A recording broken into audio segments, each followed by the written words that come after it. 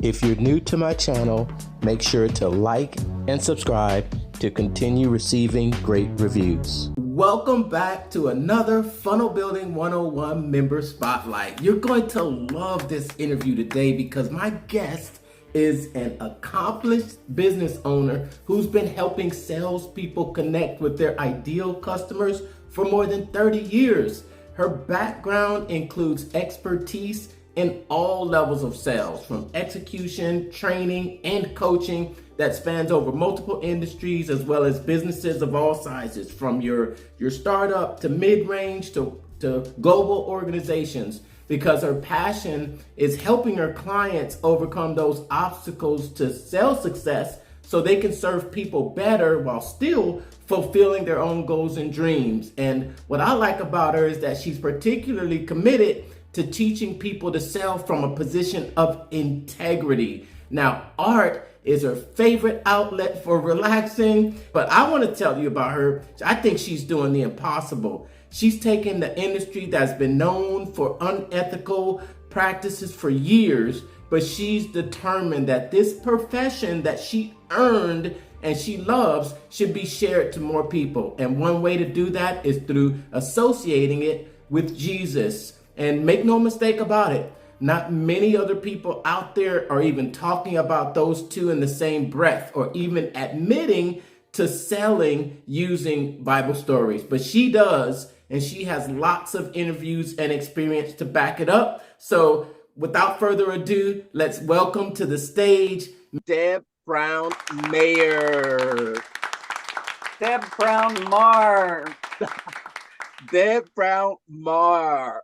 All right, great. Hey, well, welcome to our Funnel Building 101 Member Spotlight today. For those of you, for those out there that are listening and watching that aren't familiar with you and what you do, can you introduce yourself and let us all know how you got to be Miss Sales Coach to the Stars? Well, thanks for having me, Mark. It's good to be here. How did I become a sales coach? So when I was young, I sold stuff in the neighborhood just because it was fun and I loved making money. As I graduated school and was looking for work, I ended up in customer service and sales positions, realizing that sales is a way that you can really help people. And it was always important to me to believe in the product that I was selling so that I could exercise my passion about it. But what I ran into, Mark, is the way that I was being asked to sell was, how should I say? It made me uncomfortable to talk to people that way. And it's the high pressure. If I can show you a way, if I can convince you, will you buy from me today kind of approach. And even if you don't use that blatant language, what we've been taught to say and what's been used on us as sales techniques is high pressure. And I wanted no parts of it. So first, I had to figure out a way to sell that I could be successful, but not trigger those feelings of animosity and not manipulate people, but give people choices to buy if it was right for them, which meant I had to have conversations and learn about them more deeply. And what evolved over the years, I put into the book, Sell Like Jesus, 7 Characteristics of Christ for Ethical Sales. And yes. What I wanted to do with the book was give you and others like you a leg up in the learning. You shouldn't have to spend 15, 20 years figuring things out. I'm giving you the advantage of the work that I did so that you can hit the ground running and you can be even more successful than I was in your area of expertise. See, That's interesting. Because I thank you so much. Thank you so much for my copy of the book. Thank And I've had a you. chance to go through it and read it. And there was, you know, unethical sales. And it's a stigma out there. And I think that you're not alone in feeling that way about just sometimes that experience of going through the sales process. And From what I got from the book, there was something that you wrote in this book that really touched me. And it was something that you said when you said that typically no one, if you were to ask 100 school age children what they want to be when they grow up, you rarely would hear them say that they want to be a salesperson. But then even a salesperson like Jesus, it would be rare that you would hear someone say that. So Right. so what really inspired you to bring that into the sales process, bring Jesus? Because those two aren't usually associated together. What do you think? Not usually used in the same sentence. Yeah, no, Right. and I've gotten some flack from both ends of the spectrum. Uh-huh. Um, yeah, so why? So I'm a person of faith, and my values are rooted in my beliefs. Okay. Actually, everyone's values are rooted in their beliefs. For me, I'm a Christ follower. So if I was going to do something in the marketplace, I would want to do it in a way that Jesus would be proud of me, Mm, that he would mm, put his seal of approval on. mm. And, people have different opinions of Jesus depending on their experience. Mm-hmm. And he was not a pushover, yet he never pushed other people over either. Ah, ah. So he's demonstrated ways of interacting with very different types of people in Mm-hmm. different types of situations, as told in the stories of the Gospels, that can be replicated. They can be applied. The way he acted can be applied in a sales setting. Mm. Does that Yeah. make sense? Yes, yes, yes. And I saw your real life examples, and some of the examples you took from the Bible. I know that when I mentioned this book to some of my other colleagues, and they said, "Wow, I really want to learn. I really want to know how you've brought those two together." Because I think that for some entrepreneurs out there, some business owners, some people that want to go into the sales, they have some of these beliefs that come along with it. Yeah. And sometimes these beliefs will cause them to not want to sell. What would you say to someone out there that has what are some of those beliefs that they might have? And then what would you say to Mm. someone out there that might have some of these limiting beliefs? Maybe some like you had going into the field. Thanks for sticking around to watch this interview.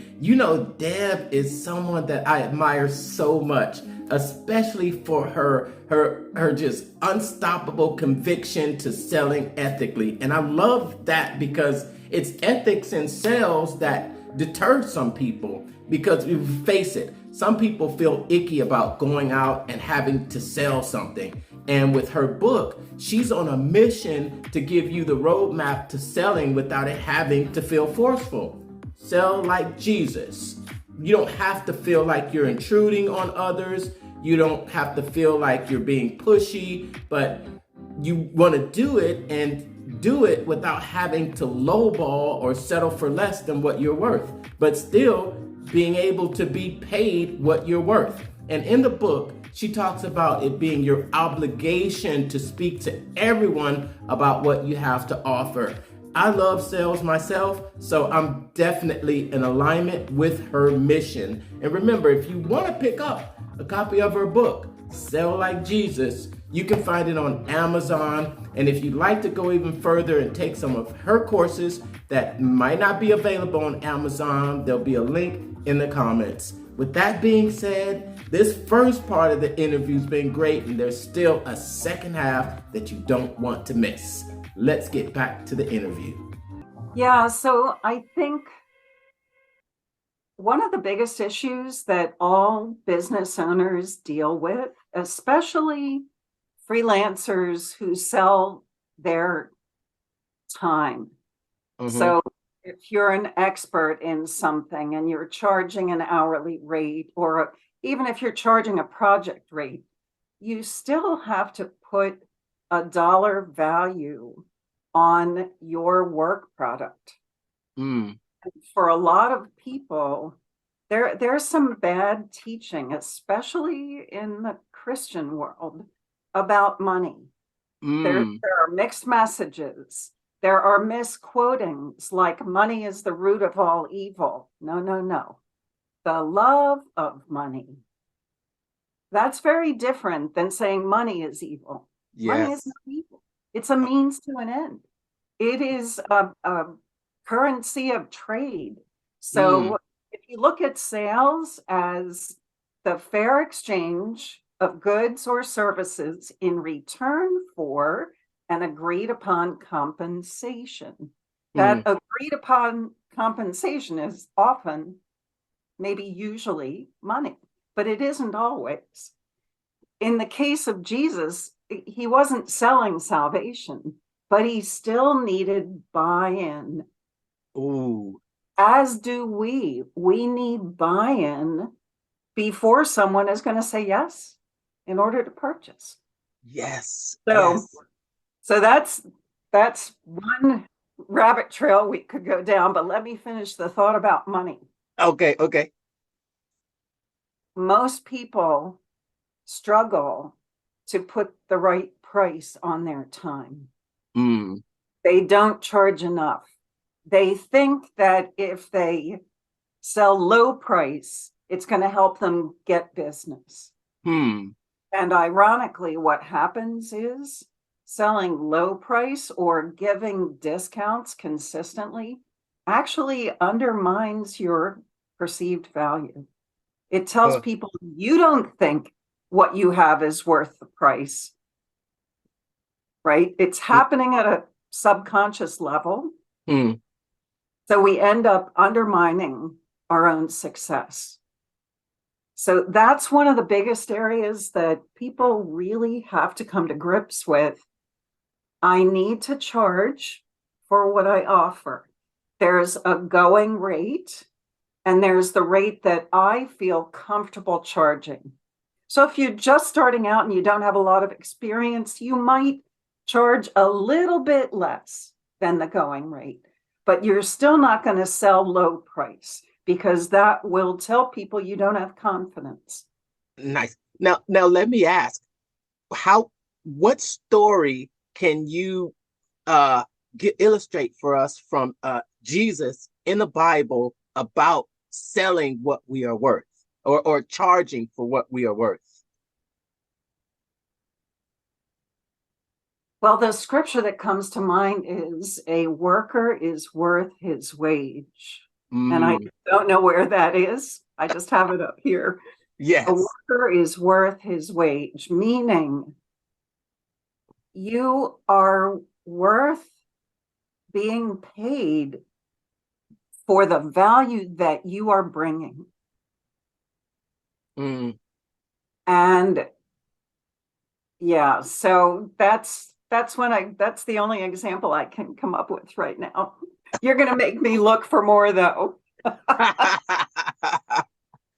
I love how people sometimes don't see the Bible as a business book, but I've heard people say that the Bible is a business book because of the principles that you learn, and Right. that Bible can be applied to your business, and you can sell ethically. And I think that's a problem in the marketplace today. That's a completely different problem out there, because I know you have experiences with unethical salespeople, and I've had the same experiences myself.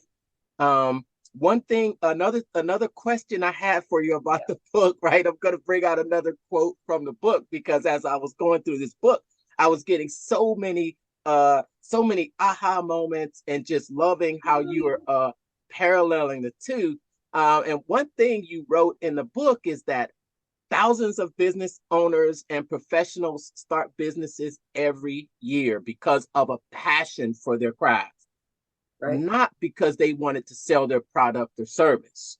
Now, they go into it believing that people will buy from them, and they never would have opened their business in the first place. But having to actually market and actively sell, it challenges some of even the most brilliant people.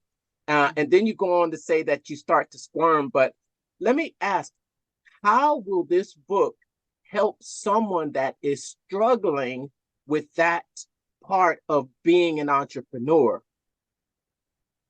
It really comes down to understanding that sales is an honorable activity when it's done honorably, which gets to your point about ethics. So there are mindsets that help support ethical sales and mindsets that will undermine ethical sales. So let's look at the plus, the positive. I need to enter every sales conversation with the attitude, the mindset that I am here to help the prospect make the best decision possible for themselves. If that means they do business with me, I'll be ecstatic. If it's not right for them to work with me, I will still be pleased. Why? Because we avoided bad feelings and bad reputation. So I only want to work with those people that it makes sense to both of us to connect. Otherwise, parting ways, shaking hands as friends is also the win-win, because you preserve the relationship and you leave the door open to them coming back because things change. And you leave the door open to get referrals because they might meet somebody or think of somebody. And because they had such a good interaction with you and you built trust because you didn't force something down their throat that they didn't need, they're going to remember you, because there aren't that many salespeople out there who are willing to step back when it's not the right thing for both parties. Nice. Another example of in your book about Jesus setting the example, because I love that. I think when you tell people that it's just selling like Jesus is just something that people want to really see the parallels of how Jesus did that in his interactions. So the story and again, I don't have the scriptures memorized, but it's the story about the rich young ruler. Okay. And so he comes to Jesus and says, "Hey, Master, what do I need to do to be saved?" And Jesus says, "You need to do these things." And he states what it says in the Torah. And the young man says, "Well, I've done all those things. So what else do I need to do?" And Jesus looks him in the eye and says, "You need to sell all your possessions and then come and follow me." And it says he walked away, the young man walked away disappointed because he was very rich. Okay, so there's an example of what we were talking about earlier. He was depending on his money. He loved his money more than following Christ, at least at that point, right? Are you enjoying this video? Now's the time to smash that heart button and hit the subscribe. What are you waiting for? You'll be glad you did. Now back to the video. So he walked away. Jesus let him walk away. Jesus didn't run after him and say, hey, I've got a two for one sale. Right? He didn't walk after him and say, hey, I'll cut it in half for you. He didn't walk away and say, well, let me tell you all the other great and wonderful reasons why this is really a good deal for you. You're going to be sorry if you walk away, which is what salespeople do. Only I believe the best of most people until they prove me wrong. Most people do those things because it's been done to them so many times that they think that's what's expected to be good at sales. And I'm here to tell you that's not true. You can be an authentic, genuine, trustworthy person, and people will ask you if they can give you their money. Why? Because they rarely run into someone in sales whom they feel they can trust. It's usually, all right, I'm going to buy because this is the best deal. It's the best price I could get. This is the only person who called me back. That happens way too much. Yeah. But when you set yourself apart by not looking, sounding, or acting like those other icky sales sharks, people remember you and they reward you by giving you their business or by referring people to you, or both. Yes. I can understand that. Let me ask you something also, okay? What is your goal with this book? Who is the book for? And what is your mission with this book? What is your big goal? How many people do you want this to reach? What do you want to come out of this? Do you want to change the industry and you've got those big ideas, those plans, or one person at a time? You know that Jesus was they say he was an affiliate marketer. Yeah. He had a team of 12 and they went out. Yep. Yes. Yeah, exactly. Yeah, so I do want to change the world one relationship at a time. The book extends my reach because obviously I'm one person. I live in the United States. It's hard to connect with people around the world, yet through the book and the wonders of the internet, I have been able to connect with people on the other side of the globe, in New Zealand and Australia, in Europe, in Africa, in India, North America, South America. Yeah. So I really would like to sell at least 1 million copies, not because I'm chasing the money, but because I want to help the freelancer and small business owner who has to sell, but it's not their passion.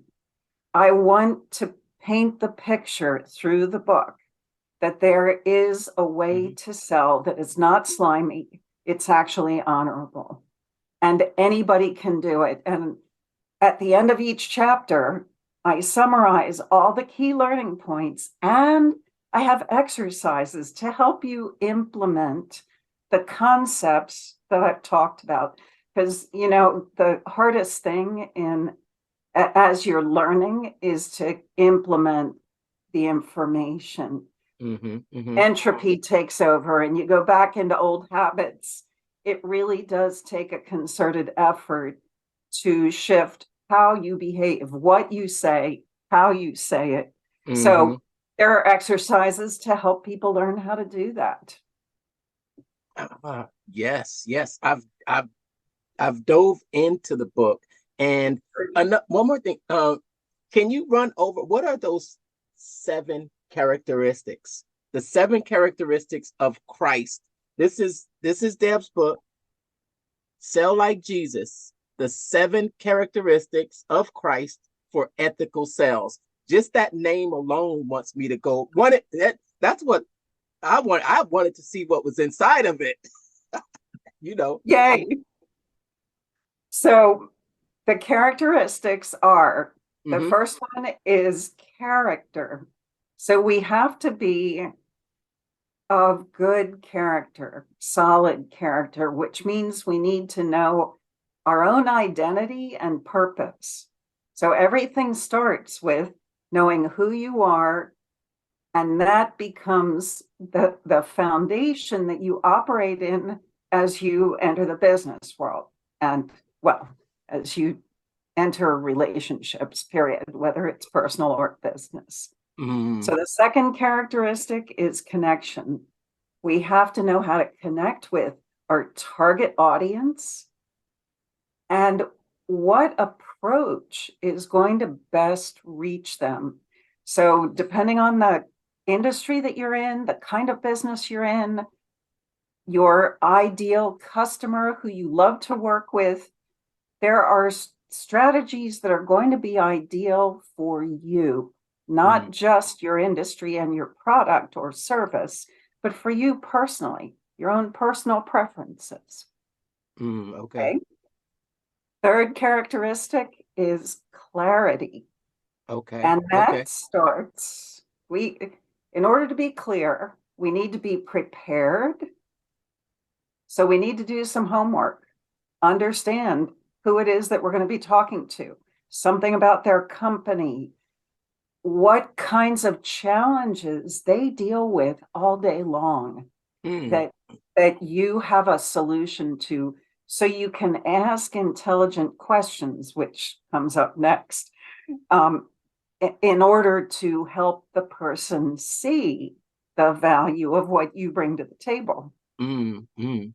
So characteristic number 4 is listening and asking questions. So comprehension. Until I understand you, I really don't know whether I can help you or not. And it's not just the mechanics of your need, it's your heart's desire. What is causing you to want to engage for, this specific purpose? And yeah, I'll leave it at that, because I can talk all day on each one of these. So, talk for a long time with that one up. Yes, because listening to people, so you know what to ask, and then listening to what they say as they answer.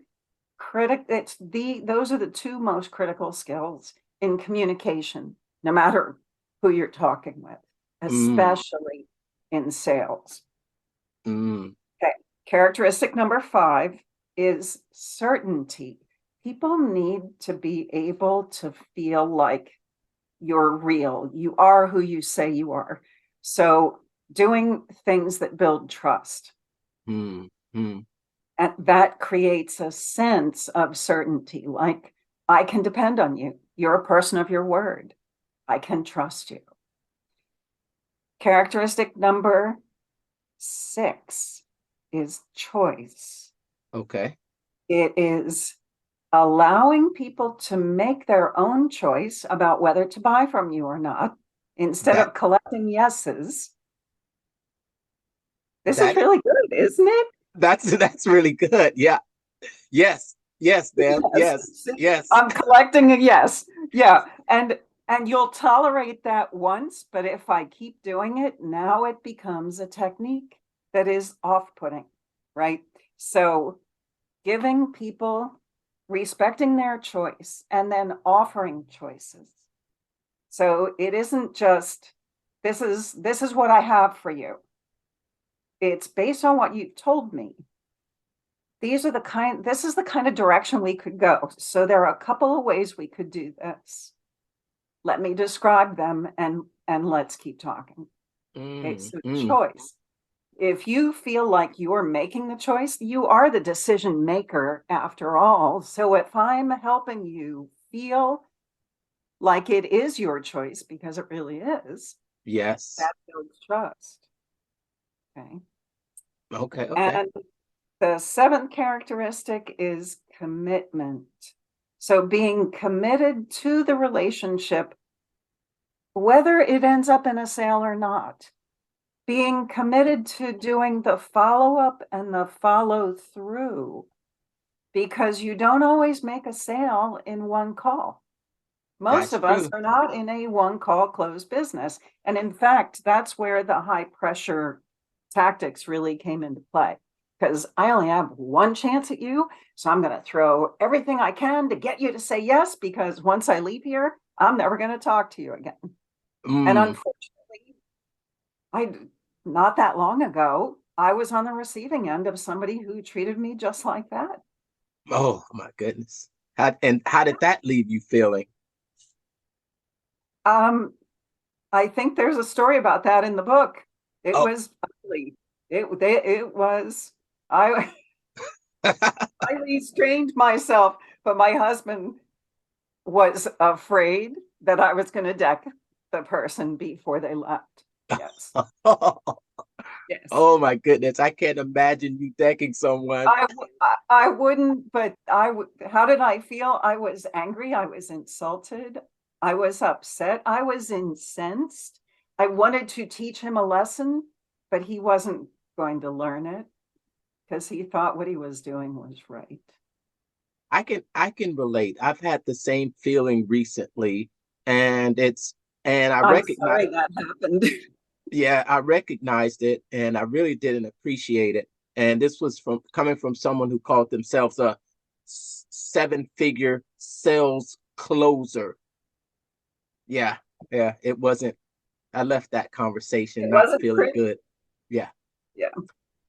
But I love how not only do you have those seven characteristic traits, but alongside of it, you have examples from the Bible of Jesus setting the example. So what I would say is that, you have this book and have the Bible right next to it. This is like a great companion to the Bible right here, just so you can actually read about your examples here in the book, and then you can even go into further when you point out those stories. And I loved your book, Deb. I would love to talk with you forever, but as we wrap it up here today, just shortly, I want to know, I'll let all the listeners out there know how they can get in touch with you, get a copy of the book, and any other help that you offer.